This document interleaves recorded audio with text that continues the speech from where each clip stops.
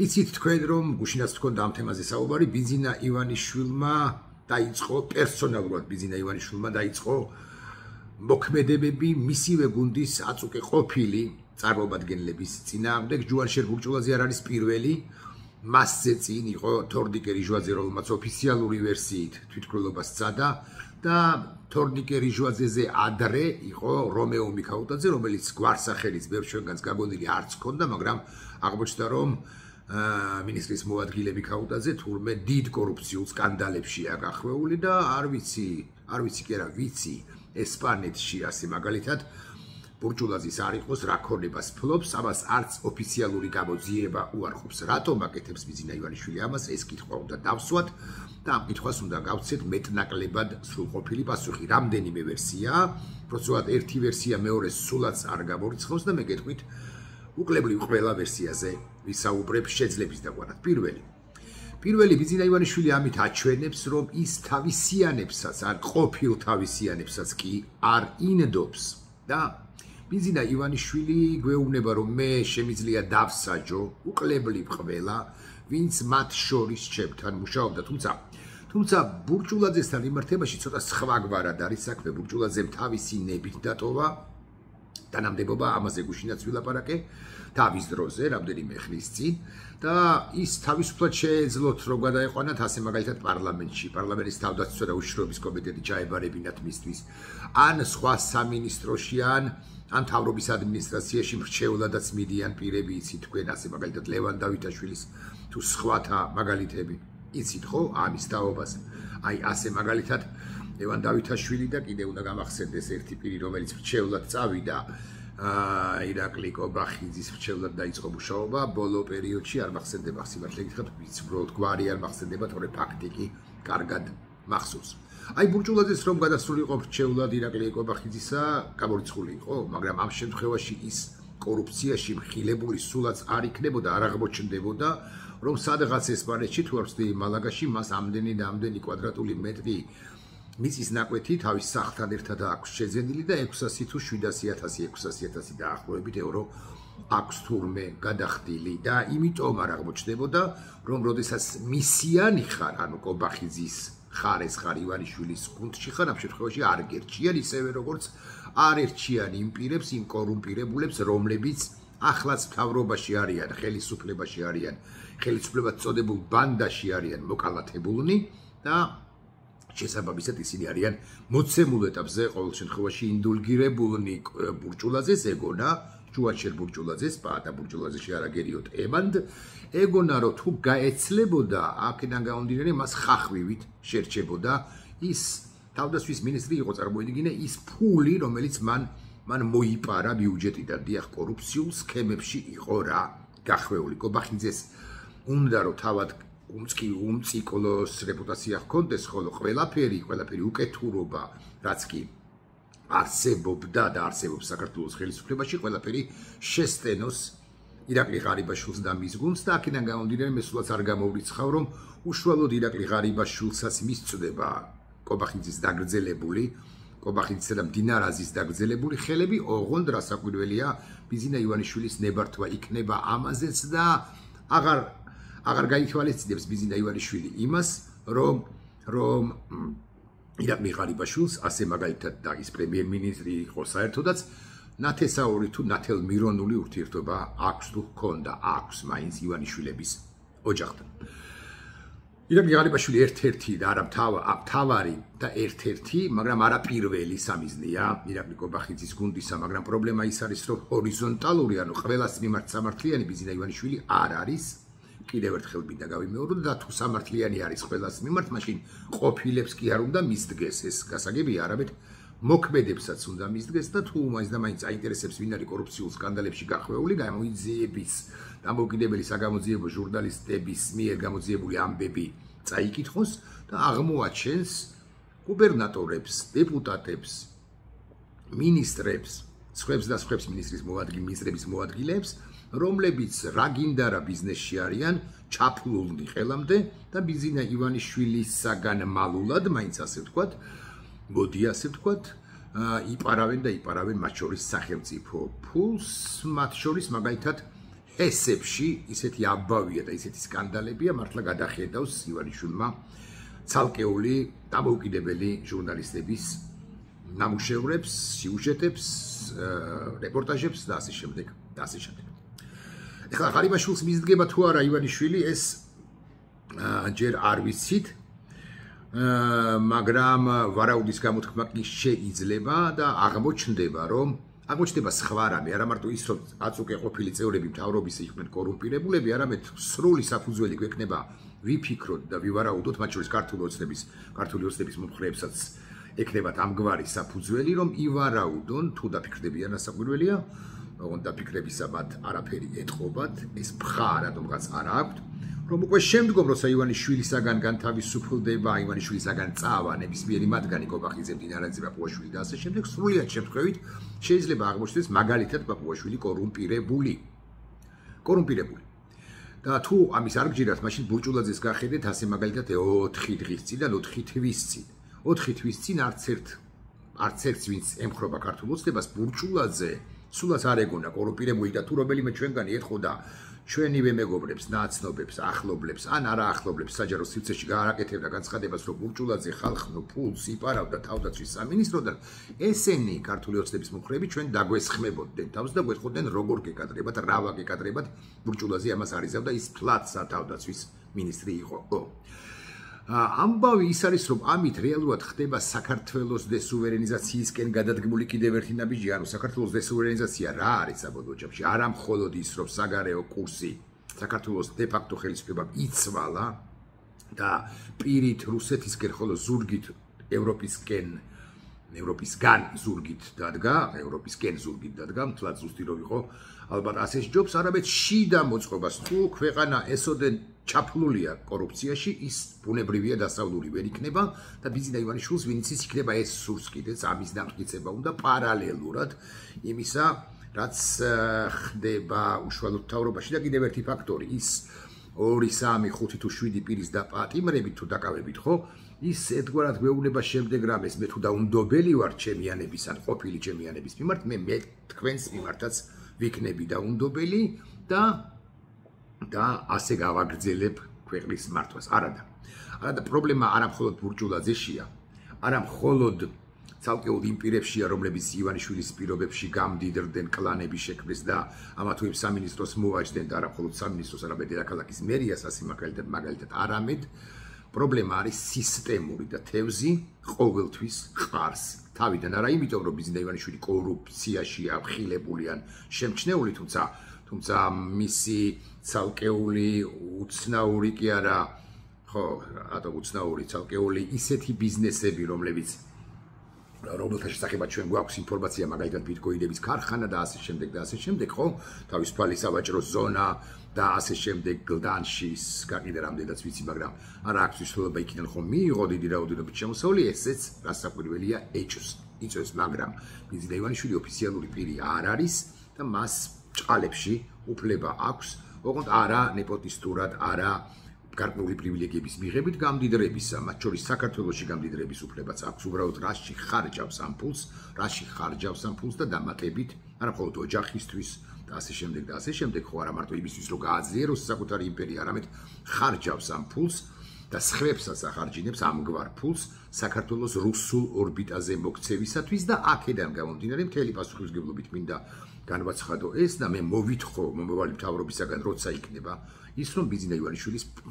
ქონების კონფისკაცია მოხდეს, უძრავი ქონებისაც და მოძრავი ქონებისაც, ასე მაგალითად ნახატებისა, რომლებიც რამდენადაც ვიცით ჩვენ, მან ჩამოიტანა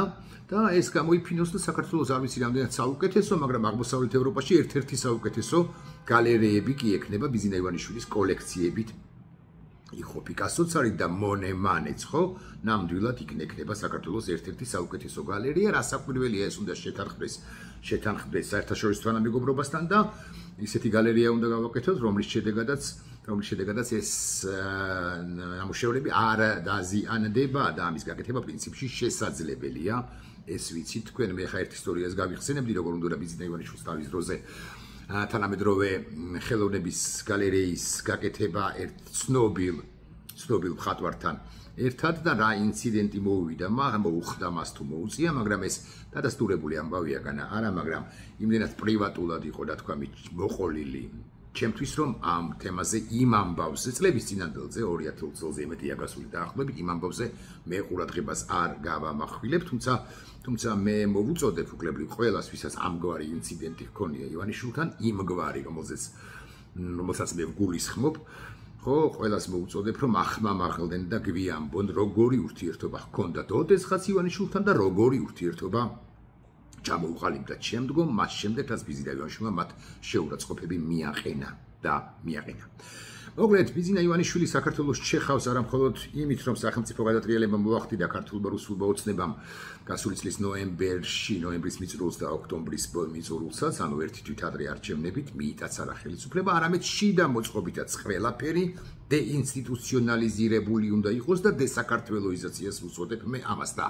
ახლა ერთ საინტერესო ამბავს კი ამბობთ, საინტერესო ამბავზე რაკურსზე გავამახვილებ ყურადღებას, მე დღეს კონტექსტი მაქვს საღამოს კი რა ხამის 12 საათზე, დღეს არა უკასრავად, თვალ 12 საათზე და იქ მე ვსაუბრობ თემაზე მესამე მსოფლიო ომი რამდენად შესაძლებელია და ასაბუთებ ჭყარებში ცხადია, მოკლედ მიმყავს იქითკენ საუბარი, რომ მესამე მსოფლიო ომი დაიწყება და მე ვიხსენებ პირველ მსოფლიო ომსაც, მეორე მსოფლიო ომსაც, როგორ დაიწყო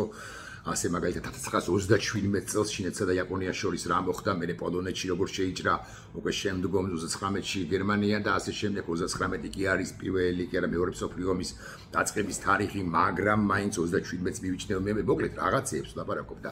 მე მგონია რომ თუ მესამე მსოფლიო ომამდე მივედით ჩვენ ხო ყველანი მთელ პლანეტას გულისხმობ არც ერთი სახელმწიფო 200 სახელმწიფოდან პრაქტიკულად არ დარჩება ესეთი შუაში სტულ პოზიციაზე ვერ იქნება ან ამგვარი ან იმგვარი არჩევანი უნდა გააკეთონ და ბიზინა ივანიშვილი ისე ანგრევს ქვეყანას შიგნიდან თუ შიგნით რომ ჩვენ ბუნებრივად აღმოჩნდებით არა მარტო ბიზინა ივანიშვილის მეოხებით არამედ ბუნებრივად აღმოჩნდებით იმ ბოროტების ღერძის მხარეს რომელიც დასავლურ ცივილიზაციას დემოკრატიულ სამყაროს დაუპირისპირდება თუ ეს სცენარი რეალური და რეალისტური ანუ მესამე მსოფლიო ომის ოფიციალურად გაფორმებისათვის ისე ომში მესამე მსოფლიოში ერთგვარად შეიმოსაზრებით და არა მხოლოდ შეიმოსაზრებით ჩვენ ვართ ბიზინა ივანიშვილი ყველაფერს გააკეთებს იმისთვის რომ საქართველო გადავიდეს ჩინეთ, ჩრდილოეთ კორეა, ირან, რუსეთ, ბელარუსის და ვენესუელის ასე მაგალითად და სხვა არადემოკრატიული ოღონდ დამარცხდებიან იმ ქვეყნების მხარეს და როდესაც ყველაფერი დასრულდება და დგება 1945 წლის სექტემბრის დასაწყისი, ანუ ამგვარი დასრულდება საბოლოოდ მათ შორის ერთ-ერთის კაპიტულაციით ხო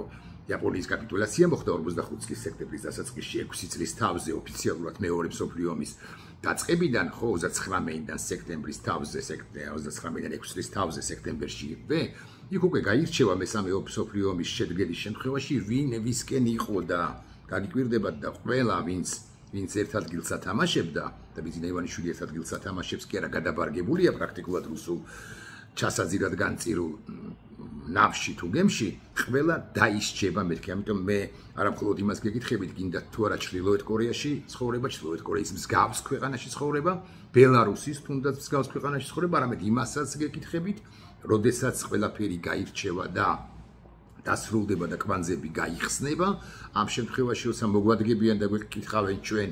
რა გააკეთეთ ბიზინა ივანიშვილის დასამხობად ჩვენ პასუხი გვექნება გასაცემი ამიტომ მე ხვალინდელი აქციაც ამედისა თუ 27-ის არის აქცია თუ 4 ოქტომბრის აქციას თუ ასე შემდეგ თავიდან ბოლომდე თხემით ტერფამდე მივესალმები სწორედ იმიტომ კვლავ ვიმეორებ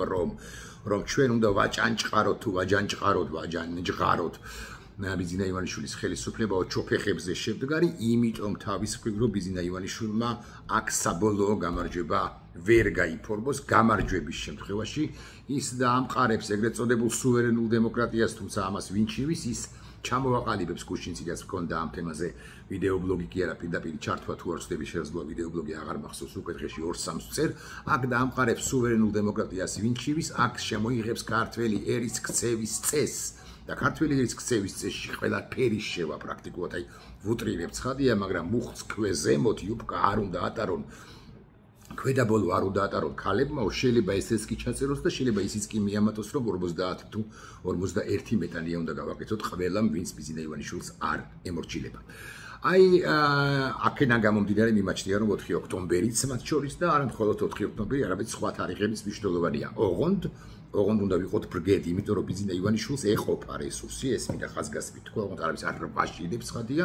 რომ გამოიყვანოს საკუთარი GDD ხარებას გარეშე ამჯერად დარჩენილი და ეცადოს ჩვენს დარბევას, ესეც დარბევას დაშლას, განადგურებას, წელსში გადატეხვას და ასე შემდეგ და თუ ეს მოახერხა ბიძინა ივანიშვილმა საერთოდ დაანგრევს ამ ქვეყანას, თუ პროტესტის ხმა აღარ იქნება რუსთაველზე თუ სხვა სივრცეებში ჩვენი, მათ შორის Facebook-ზე პროტესტის ხმა, ხო ჩვენი ხმა საბოლოო ჯამში მაინც ხმა დაბალია, იმიტომ რომ ესენი კითხულობენ და მათი ქარავანი კი მიერეკება დიახ ესენი კითხულობენ და მიერეკება ჩვენ არ მინდა თქვა საკუთარ თავზე და ჩვენზე რომ ჩვენ ვყებთ, ჩვენ უბრალოდ ვაფხიზლებთ ქართულ საზოგადოებას, მაგრამ ესენი მაინც მიდიან რუსეთისკენ, ანუ ჯოჯოხეთისკენ. ეხლა რაც შეეხება ისევ კორუფციულ სკანდალებს, რომ მიუბრუნდეთ იმედი იმისა, რომ ღარიბაშვილი იქნება თუ სხვა, ლილვაშვილი იქნება თუ სხვა, კომელაურის ნაკლებად ჯერა, მაგრამ არც ღარიბაშვილის ჯერა ეგრე. ისინი გახეთქავენ შიგნიდან ამ ხელისუფლებად წოდებულ ბანდას, ამის იმედი მაქვს, მაგრამ უნდა იცოდეს ღარიბაშვილმაც და უნდა იცოდეს უკლებრივ ყველამ, რომ ეს არ შეიძლება იყოს მათი ინდულგენციის საფუძველი საერთოდაც უკლებრივ ყველა ხელისუფლებიდან, რაც კი მიქარა მარტო კორუფციას არ გულისხმობს სახელმწიფოს წინაშე, რაც მიქარა, მან უნდა აგოს პასუხი სწორედ მაშინ, როცა ჩვენ დავაარსებთ და ქართველი ხალხი დააარსებს მესამე სხვა ვერსიით მეოთხე, მაგრამ მე მაინც მესამე რესპუბლიკის დაარსების მომხრე ვარ, მესამე რესპუბლიკას დაარსდება მესამე რესპუბლიკა, მაშინ გასწორდება მთადაბარი, მეთქი ასე ვიტყვი და უკლებრივ ყველას მოეთხოვება პასუხი იმ ჩადენილ შეცდომებზე, თუ დანაშაული მიმიწვის დანაშაულზე, თუ რამ დანაშაული მიმიწვის ქართული სახელმწიფოს ან ინდივიდის, ასე მაგალითად, წინაშე თუ წინააღმდეგ დიახ გასწორდება და უნდა გასწორდეს კიდეც მიწასთან, მეთქი ხო მთადაბარი მიწასთან არა, ხო? და უნდა დავიწყოთ ხელახლა მშენებლობა პრაქტიკულად ყველაფრისა, ყველა ინსტიტუციისა, ეკლესიისაც მათ შორის და ასე შემდეგ. აი ამის თქმა მინდოდა მე თქვენის ნებართვით 4 ოქტომბერს გელოდებით იქ, სადაც კარიჩხალია და სადაც სისხლიანი დგას ანგელოსი. ხო, გადაგვდიონის ციტირება ირაკლი ზარქუამ ემანდ რამე რომ არ მიიჩნიოს, ემანდ რომ არ მომედაონ ახლა მე სისხლის ხსენებისა და გამო რაღაც სხვა რაღაცაში დავდგეთ იქ, სადაც კარიჩხალია და სისხლიანი დგას ანგელოსი ახალ გრიგალებს, ბატონო ზარქუა წირავთ სიცოცხლეს ჩვენ იქ გადაგვდიონს აქ პოეტები საქართველოსი, მე კი ვიტყვი თქვენის ნებართვით ჩვენ პატრიოტნი მარცვლებშიც რომ ჩავსვათ, პატრიოტნი საქართველოსი. ხო, გააფთრებულ წინააღმდეგობას გაგვიწევს იმიტომაც ივანიშვილი, რომ ის რეალურად ხდება, მათ შორის ხდება იმიტომაც, რომ ნეპალის მაგალითი აქვს, თვალსაჩინო მაგალითი, ისი გაკეთებას უნდა, სხვათა შორის აქ ანუ სოციალური ქსელების შეზღუდვა, თვალსაჩინო მაგალითი აქვს ნეპალისა, როგორ არ გაჩერდა ხალხი და გვახსოვდეს დასავლეთი აქ მხოლოდ შეგვეხიდება, დასავლეთი პირველ აქტორი, მთავარი აქტორი ბუნებრივია ვერ იქნება, ის აკვირდება, ეს უცნაური და მეორეც მხრივ სწორი თვისება აქვს, დასავლეთს აკვირდება და როცა რეალურია და რეალისტურია ცვლილებები, მხოლოდ მაშინ იღებს პრინციპულ გადაწყვეტილებას და ამბობს მძიმე სიტყვას ხელისუფლების ტრანზიცია უნდა მოხდეს. მე რომ გითხოთ ახლა ვინ უნდა იყოს სოფლის მეურნეობის მინისტრიო, მე ვერ გეტყვით, საგარეო საქმეთა მინისტრზე გაცილებით, მომავალ მინისტრზე გაცილებით უკეთესი კი არა, გაცილებით ნათელი წარმოდგენა მაქვს, მაგრამ ცხადია ახლა მე ვერ გაგიმხელთ კონცეფციები, დასადები იქნება მერე, ახლა მთავარია მოვიშოროთ ბანდა, რუსული ხელისუფლების ბანდა, ხელისუფლებად წოდებული ბანდა ბიძინა ივანიშვილისა. ნახვამდის.